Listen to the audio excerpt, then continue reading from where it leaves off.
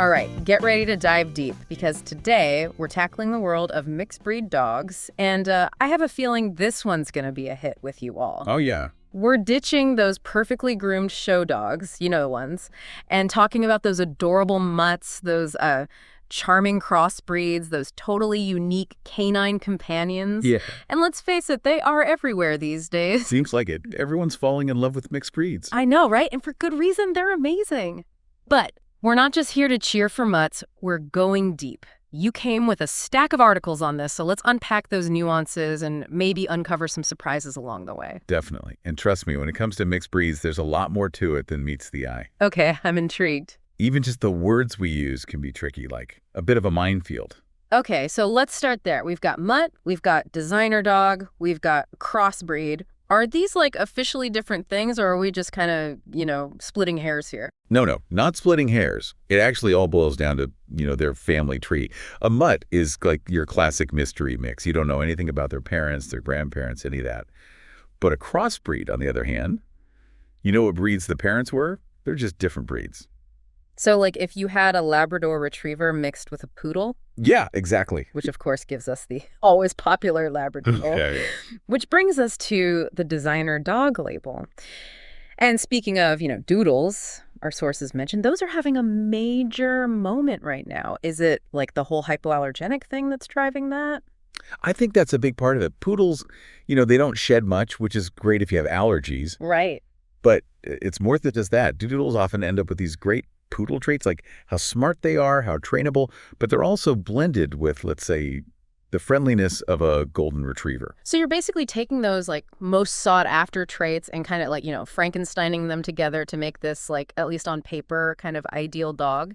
Right. The best of both worlds. No wonder everyone on Instagram has one these days. Right. But, and I think this is important, those articles did mention the unpredictability of mixes. You don't always know how those genes are going to actually combine. That is very true. And that's where you get into F1 and F2 generation. Okay. F1 mixes, which are those first generation crosses between two purebreds, they tend to be the most predictable. Yeah. Because you're literally just combining those two specific breeds. Okay, so it's like a purer mix in a way. Exactly. But then you get those F2 generations where you're breeding two mixes of the same type. Yeah. And that's where the genetic lottery really comes into play. That's exactly it. Like you're shuffling the deck again, and that can lead to like a much wider range of like how big they'll get, what their coat's like, even their personality. Yeah. It can be a lot less predictable. That makes a lot of sense. So for someone who has, a specific look in mind or temperament thereafter, what's the best way to deal with all this, especially when it comes to mixed breeds? Honestly, research is key. Talk to breeders, reputable ones, of course.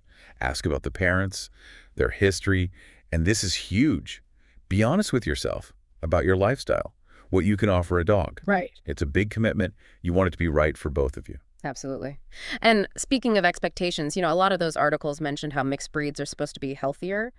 Is there any truth to that? Or is that just people, hoping? No, there's definitely some truth to that. It's called hybrid vigor. Basically, having a diverse gene pool is a very good thing. Okay, now that sounds fascinating. I need to hear more about this. So when you've got a wider gene pool, you're automatically lowering the risk of those breed-specific diseases that you see a lot in purebred dogs. So it's like by breeding for those specific looks over generations, you might be accidentally concentrating some, not so desirable traits as well. Exactly. But this is important. Mixed breeds can still inherit health problems from both parents. It's not like a guaranteed clean slate. That makes a lot of sense. So it's not just about getting a mixed breed, it's about being careful about where you get them from. And speaking of, those articles talked a lot about shelters and rescues, which I know is something you're passionate about. Absolutely. You can often save thousands of dollars going through a shelter versus a breeder. And on top of that, you're giving a dog a second chance at a good life. I can only imagine that feeling is incredible. So for someone who's new to this whole rescue world, what should they be thinking about when looking at a shelter dog? I think the most important thing is finding a dog that truly fits with you. Shelters are full of dogs with unique personalities and pasts, and the good ones are like laser focused on making sure it's a good match for everyone. So it's not just about walking in and falling for those puppy dog eyes, although I will admit that's pretty easy to do. Oh, yeah. But this is where, like, chatting with the shelter staff or even better, the foster families can be super valuable, right? For sure. They spent real time with these dogs. They know their little quirks, how energetic they are, what stresses them out, stuff you wouldn't pick up in a quick visit. It's like a dating app, but for dogs. Right.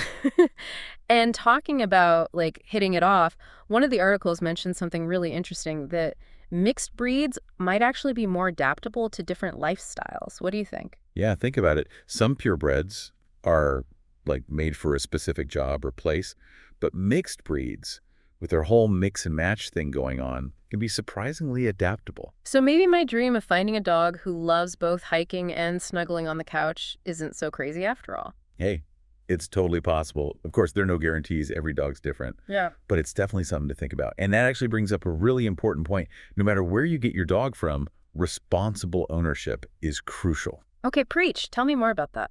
It boils down to doing your homework, being honest with yourself about your life, and being sure you can handle what a dog needs, whether it's a purebred, a trendy doodle, or even a charming shelter mutt.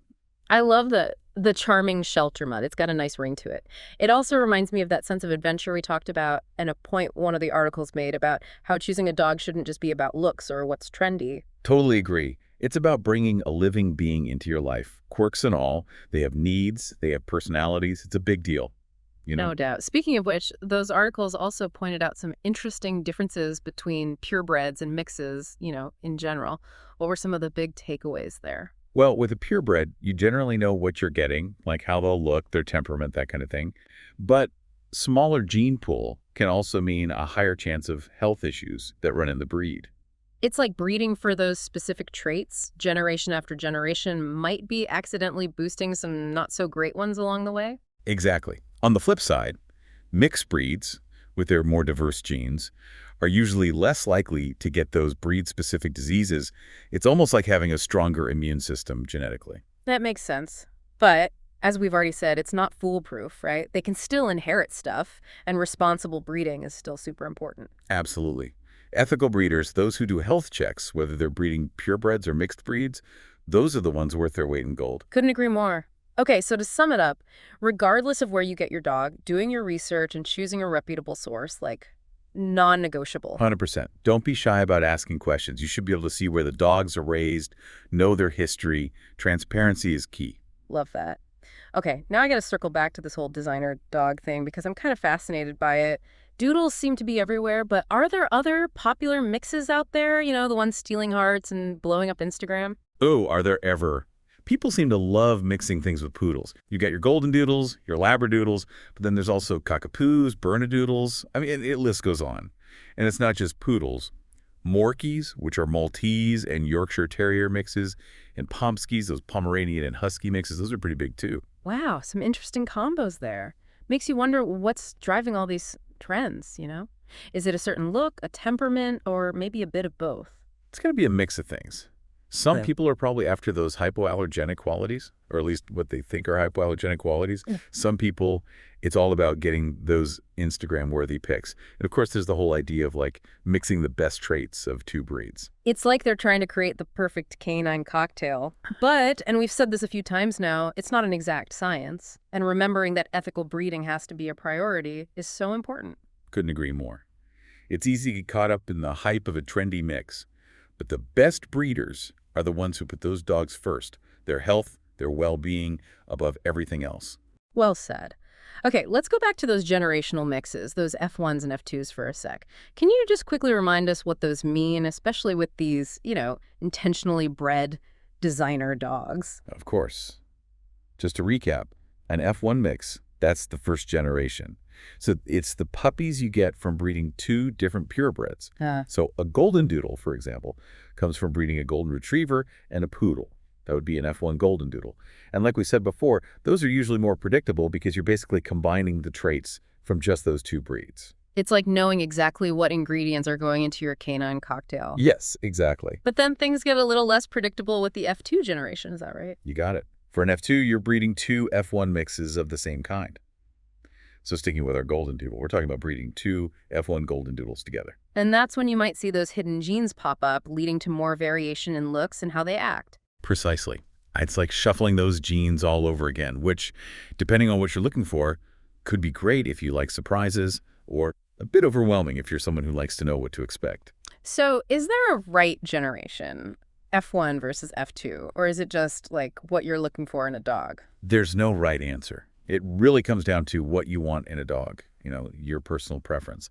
Some people love that predictability of an F1 mix, while others are all about those unique characteristics you sometimes find in an F2 generation. It's like choosing between a classic drink and a, one-of-a-kind concoction from a master mixologist. But no matter what generation you're talking about, ethical breeding and being a responsible owner, those are what matter most. 100%. At the end of the day, it's about what's best for these dogs. Couldn't agree more. Okay, let's talk about the potential health benefits of mixes. We talked about hybrid vigor earlier, but I remember those articles also mentioned that even mixes can still have health issues. Is that right? Yeah, that's true. Even though mixed breeds tend to have a lower risk of those breed-specific problems, they can still have the usual canine health stuff that affects, all dogs. Like what kinds of things? What should people watch out for? Well, just like any dog, mixes can get allergies, dental issues, gain too much weight, and even get certain types of cancer. So those regular vet visits, vaccinations, feeding them right, all that's just as important for mixes as it is for any other dog. Exactly. Preventative care is key for all dogs. And it's a good idea to be aware of any potential health problems that are common in the breeds that make up your mixed breeds background. That makes a lot of sense. It's all about being informed, right? Knowing how to keep our furry friends healthy and happy. Okay, I want to shift gears a bit here and talk about something that can be kind of a lot for new dog owners, especially with mixes training. What are your thoughts on that?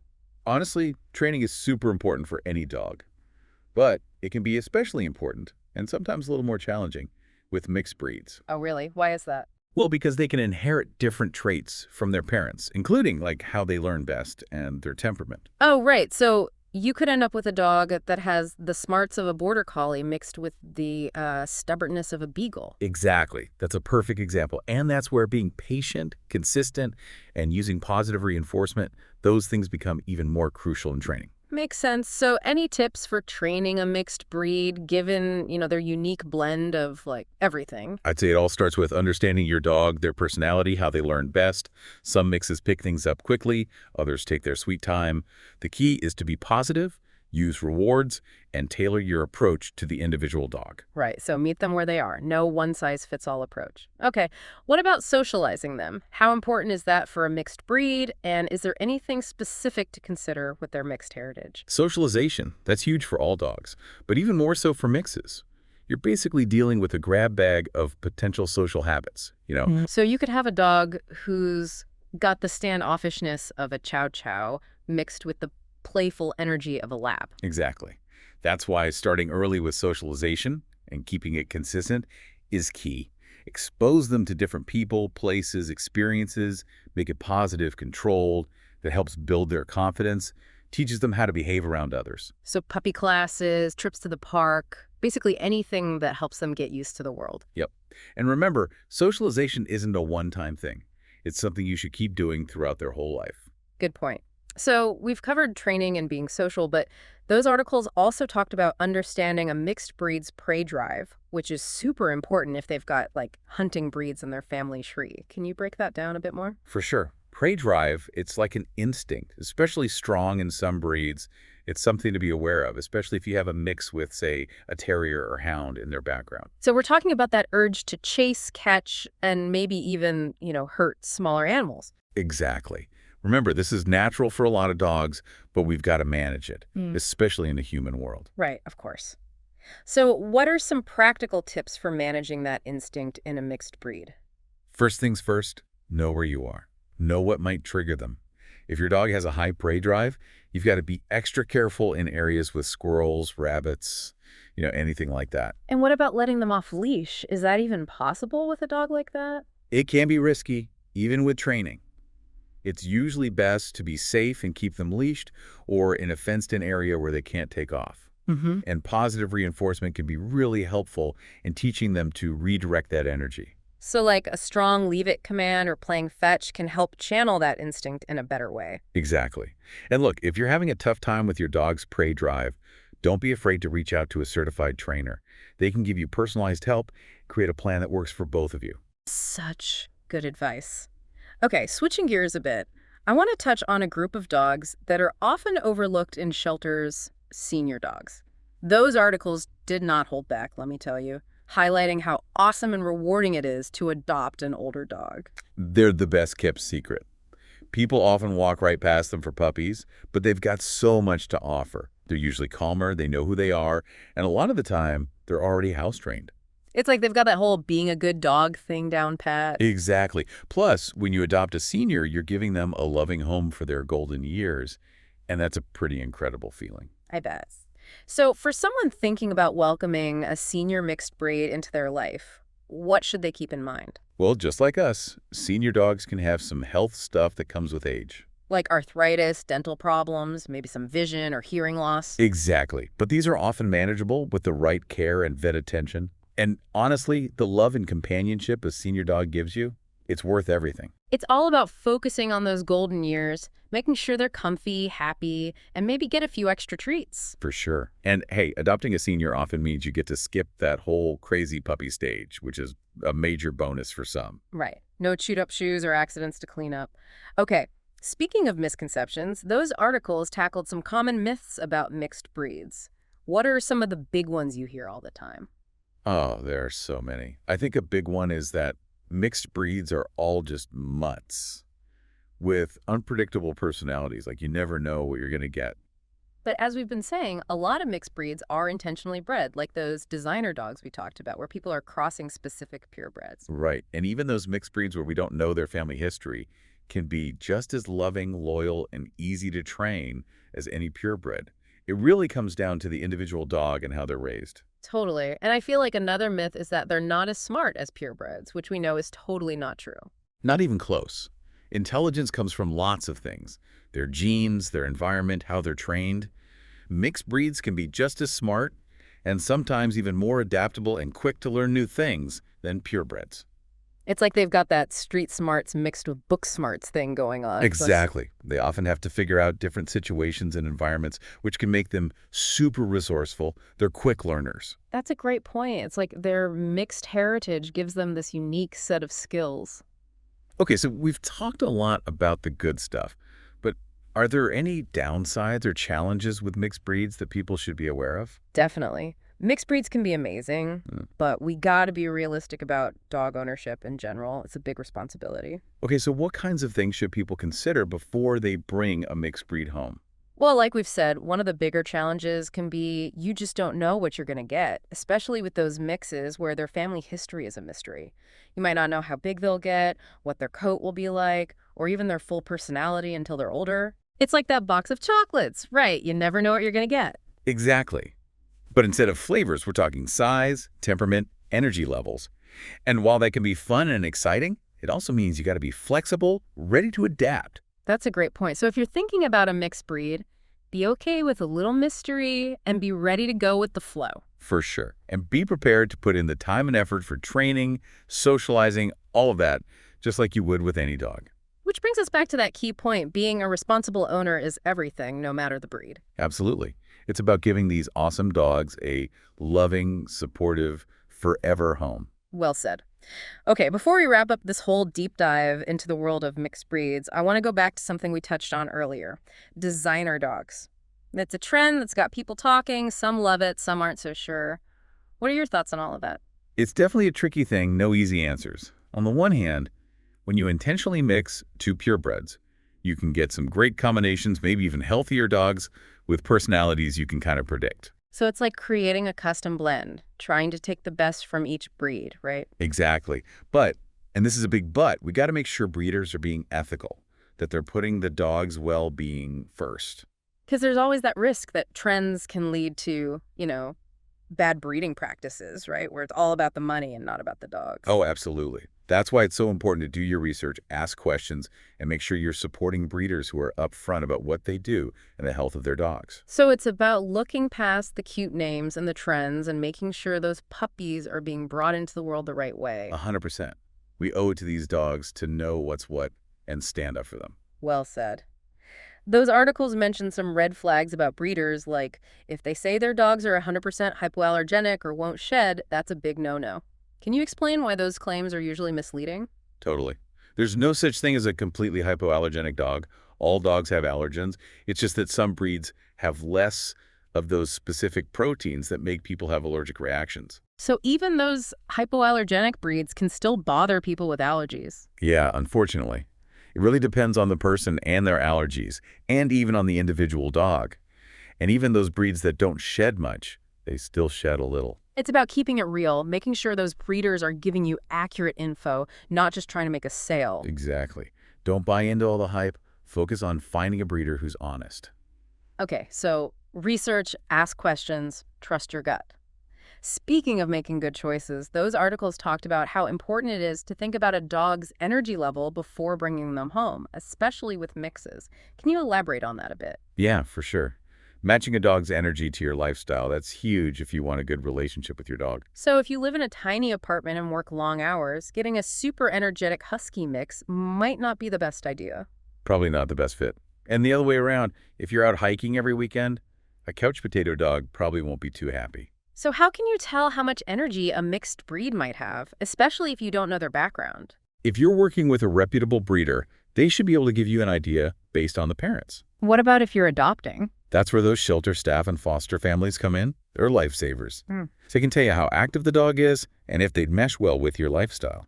It's about finding that sweet spot, right? A dog that matches your energy so everyone's happy. Exactly. And let's be real, a tired dog is a well-behaved dog. So true. Now, those articles also talked about genetics, like how those genes combine to make each mix so unique. What should people know about how genes affect a mixed breed's looks and personality? Here's the thing. Genetics, it's complicated. You've got all these different genes mixing and matching, influencing everything from their fur color and size to their personality, and even whether they're more likely to have certain health issues. So it's not as simple as just like taking two purebreds, putting them together, and knowing exactly what their puppies will be like. Nope, not that easy. While some traits are stronger and more likely to be passed down, those hidden genes can still pop up.